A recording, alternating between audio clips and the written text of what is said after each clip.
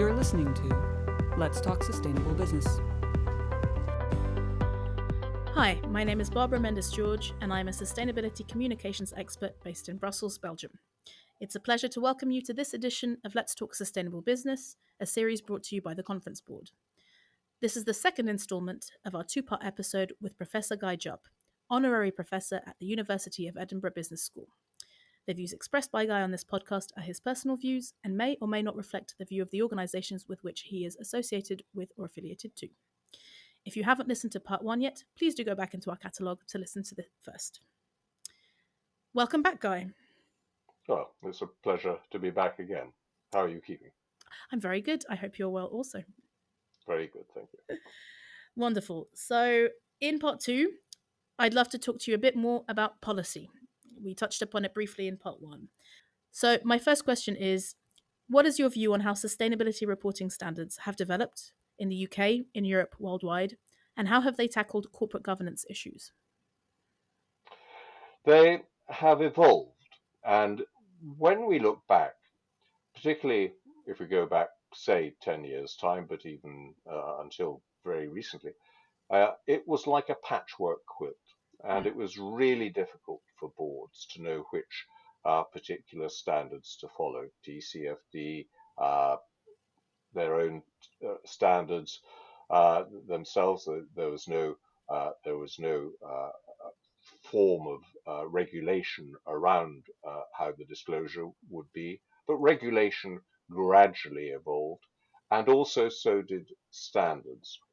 And we have the European reporting standards coming down the tracks in terms of their manifesting themselves in disclosures very, very shortly.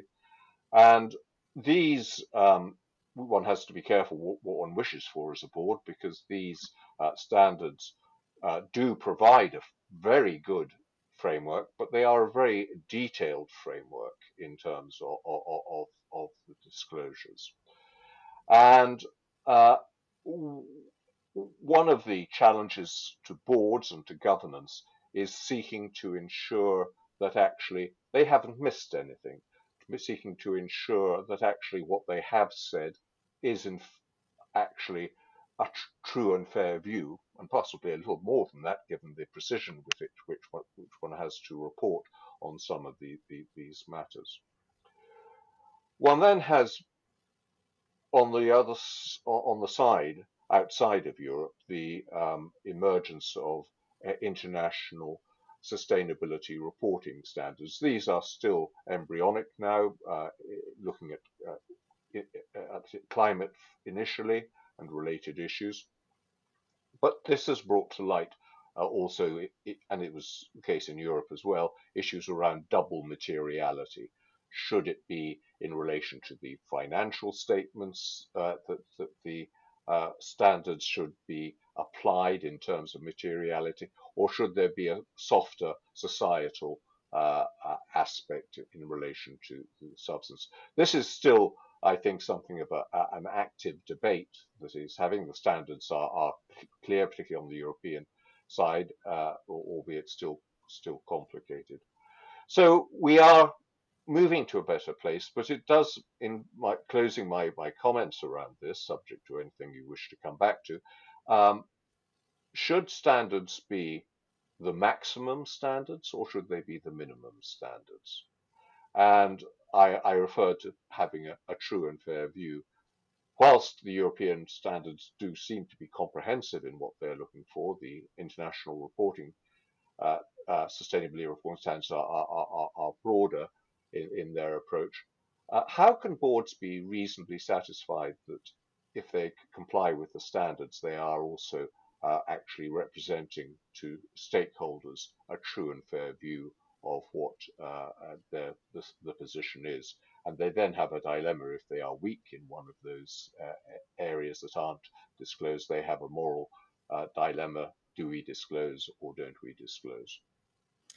Yeah, that's a very good point. I recently worked on a sustainability report that is already following the EU ESRS standards, and it was so interesting to see the detail, as you say, and the depth that companies need to report in.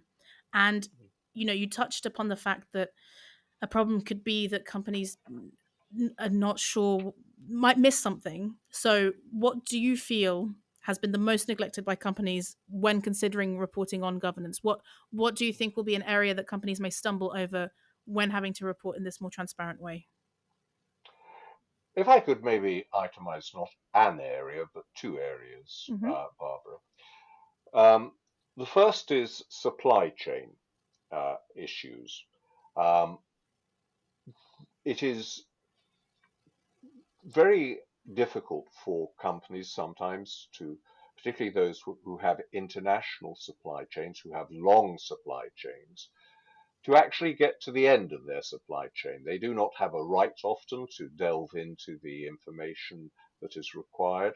Boards have little visibility of what supply chain practices are on the ground, as it were. So, to take an obvious example, uh, the board of a fashion company would be perhaps well advised to go out to Bangladesh or pay visits to places such as Bangladesh just to see what the working practices are for themselves, as opposed to just what they otherwise hear. But also on supply chains, there are issues. This is another side of sustainability. If you are a wind farm company, for example, building wind farms, or the the components for wind farms also tend to come from overseas, and you have to be reasonably assured, particularly as there is very much increasing demand for wind farm components, that actually you have a secure supply chain, not only just in practice, but actually being able to deliver the sustainability tools that we all need. So there are supply chain, I think, is one area which uh, is likely to have been neglected in terms of oversight. Let me put it that way, uh, not otherwise. The second one, which is very much emerging as we speak, is nature, Hmm. and uh, nature embraces so much. But to the man and woman in the street, I think nature is something that resonates well with stewardship in terms of what one wants to leave better, but also in terms of aspects such as even animal rights and things of this nature as well. And nature, there is some work going on. I know to develop some frameworks around it, how it can be accounted in terms of the financial statements. Professor Quattroni at the University of Manchester Business School is doing some pioneering work in this area.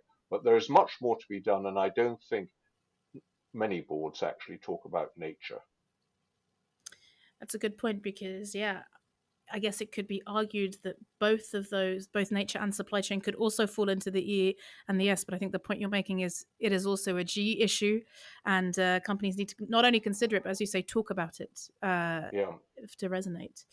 Uh, Good. Yeah, I mean, I mentioned fashion companies. There was one called Boohoo in the UK, which, although it was actually the company is based in Jersey, but they had issues about working practices, not actually in Bangladesh, but in Leicester, a city in the UK, where it caused considerable damage to the company's reputation, and it also harmed the values, such as it is just a fraction of what it was beforehand.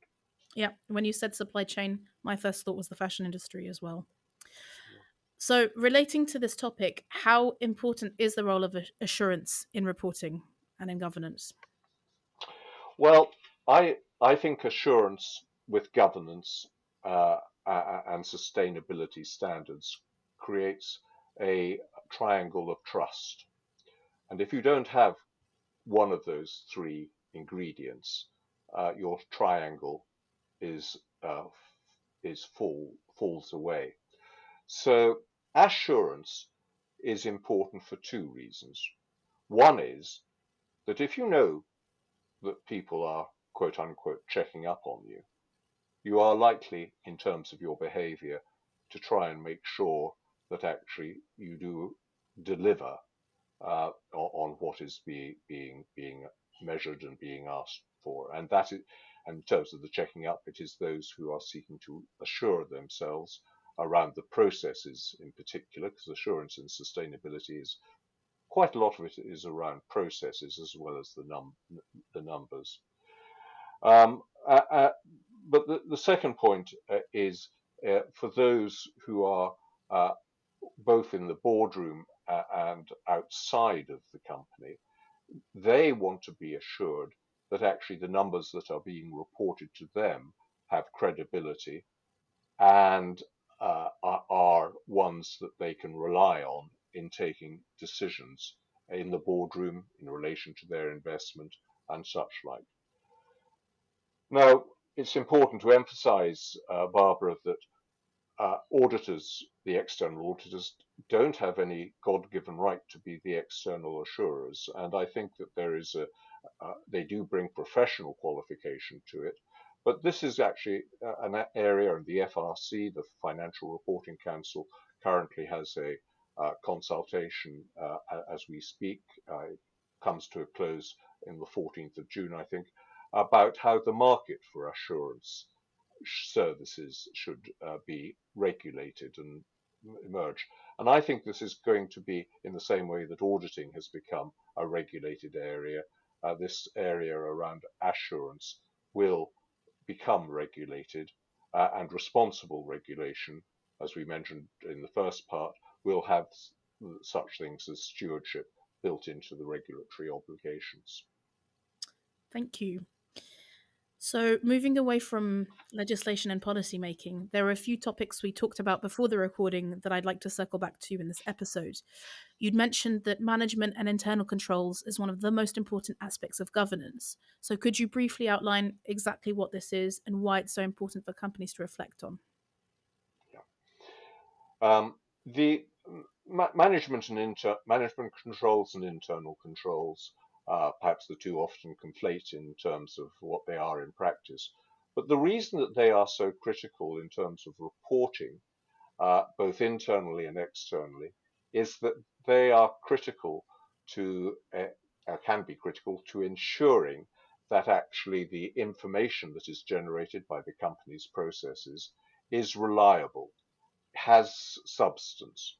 And if you took away internal controls, and by internal controls, I used the expression in part one about called checks and balances. Internal controls about who is authorizing things, who is checking things, are things being checked.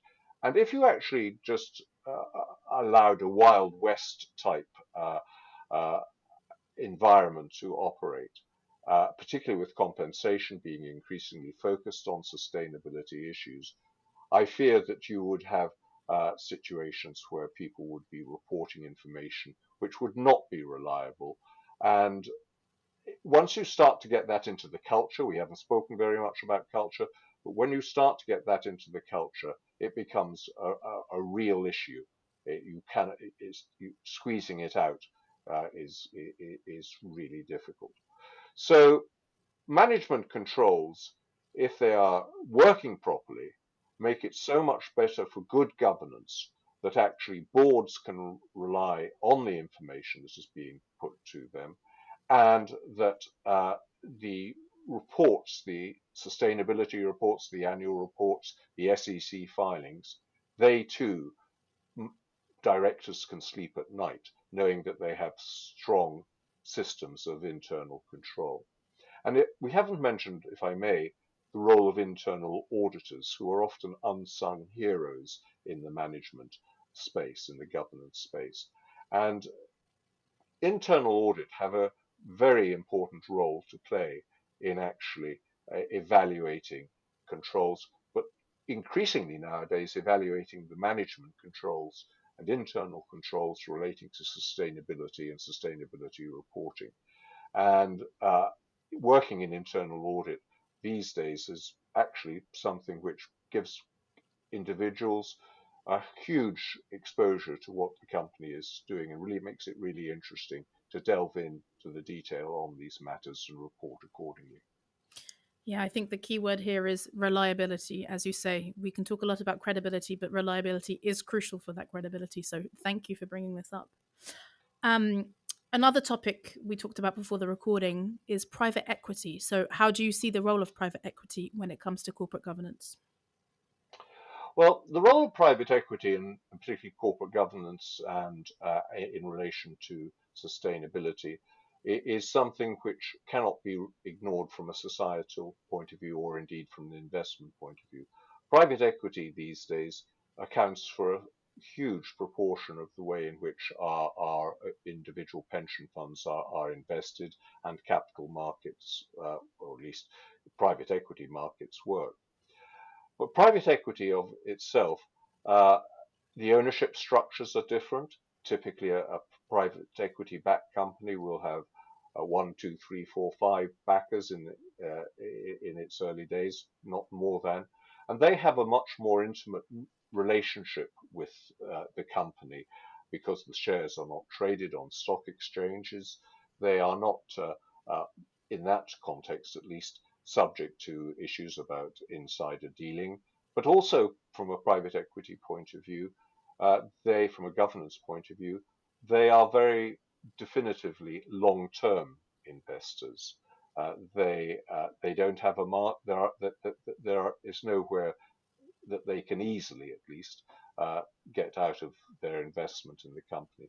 So they do a lot more due diligence. The asymmetry of information, which I mentioned for private equity companies, is at boardroom level is much less of an issue than it is in a public company, just because they are not just turning up once every quarter to have a look at things. They are keeping a close relationship with the company and a supportive relationship, generally speaking, and they can often bring, I mentioned training during our conversations.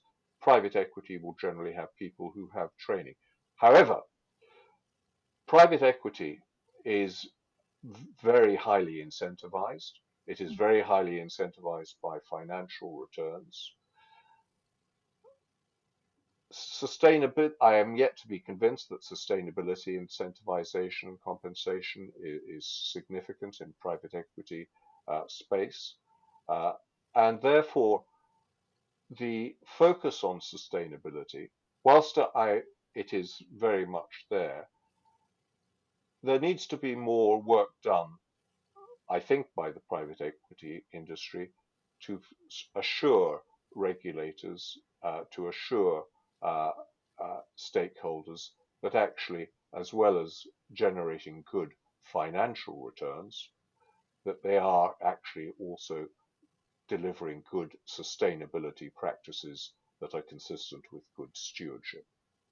I was about to say stewardship, but then you got there before me. So thank you, Guy. Somebody had to. Somebody had to. Great. So just a few more questions before wrapping up. We've covered a lot of different topics related to governance. So, what advice, to wrap up, what advice would you give to any board members, companies, or investors listening to this podcast who are increasingly realizing the importance of governance when considering the sustainability of their business or of their investments? Yeah. To shareholders, I would say two things. One is to individual shareholders, people like me and you, I'm sure. Always be careful to understand the funds that you are investing in, exactly what they mean when they refer to sustainability. There are 50 shades of sustainability out there, and there is no monopoly on wisdom in this. It does, but at the same time, it is important that when it is marketed to you as a sustainable fund, you just actually look a little bit under the cover and work out what that sustainability is. Secondly, to institutional and asset owners and asset managers, I would say choose your battles. There are battles in holding companies to account in sustainability. However, if you go into battle too often on such issues, you will lose your credibility, and actually the impact of actually choosing your battles, where you will not only achieve a significant improvement in sustainability in the company concerned, but also bring about a significant improvement in awareness of the issues in the wider market. So much the better. To boards of directors, I would say, again, two things. I would say, first, avoid knowledge on sustainability being concentrated in one or even just two persons. Sustainability is a qualitative matter. Personal judgment and integrity is important in evaluating sustainability. And if you just have one person on the board who is seen as your sustainability expert, people will defer to that person, and it will be difficult to do otherwise. And so, lending that's a segue into my second point, and that is to make sure, and this is the role of the chair, to make sure that the board members have access to proper training around sustainability issues and about emerging issues. There's an organisation in the UK called Chapter Zero, for example, which provides these services, and I'm sure throughout Europe there are similar ones. So far as that was perhaps a problem, and let me finalise in terms of actually boards themselves. On sustainability issues, they don't want to be the part of the governance structure which is always catching out management on sustainability issues. This is a team effort, and I think boards of directors have to work with management, with senior management, with the C-suite on how developments in sustainability will impact on reporting standards, so that there is a full picture in terms of the flow of information, and also so that actually the people who are doing the job on sustainability know that they can, with confidence, look into new areas, look into different aspects, and are emboldened, knowing that the board is working with them, as well as, importantly, maintaining their independent oversight and giving advice as and when. Fantastic. I think what I'll take from that summary is there are 50 shades of sustainability. There is no monopoly on wisdom, and it's a team effort. I think not just, companies in general, not just the individual people that you were reaching out to, I think should take note of those points. And my final question, as your co-chair of the Conference Board's European Corporate Governance Council, could you share one or two things that you're working on at the moment? Absolutely. So the council meets 3 times a year. It is primarily composed of company secretaries. We meet under the Chatham House rule, which means that our discussions are private and privileged. But what we do in the council is share trusted insights between our members. We look forward to emerging good practice and try and keep as close to that as we can. And we also develop a degree of trust between the individual members in a collegiate way, so that we can actually, not only during the meetings themselves, but in the margin of the meeting, actually continue our conversations within that understanding and the insightful aspects. So the issues that we're looking at most recently, Barbara, for example, has been the role of the board for the future, sustainability being a component of that. How boards should adapt, how they should change in their roles, both in oversight and what their responsibilities are. This coming meeting, our next meeting, we are, in part aligned to our conversation, looking at compensation practices, both for executive and non-executive directors. Looking forward to further meetings, later meetings this year. We are likely to be considering AI and the role of the board. That is a big issue. We haven't talked about touched AI upon it this season, but yeah. Who knows? Yeah, well, I'm glad I got it into this conversation anyway, because I felt embarrassed if I didn't. But AI and algorithms are as much an issue, or very much an issue for the board, both in terms of culture, how it relates to workplace practices, but also how information is generated and how you deal with fake information, exam cheating in professional situations. There's a whole raft of things out there, as well as the governance of AI itself, which I think would be another podcast series yet to come. Absolutely, at the very least, an episode. So, thank you very much, Guy, for joining us today for part 2. Lots of food for thought there. And thanks to our listeners. If you enjoyed this episode, please remember to subscribe to this podcast series and explore the entire catalogue of podcast programming from the Conference Board by visiting our website at tcb.org/podcasts. See you next time. Thank you for having me, Barbara.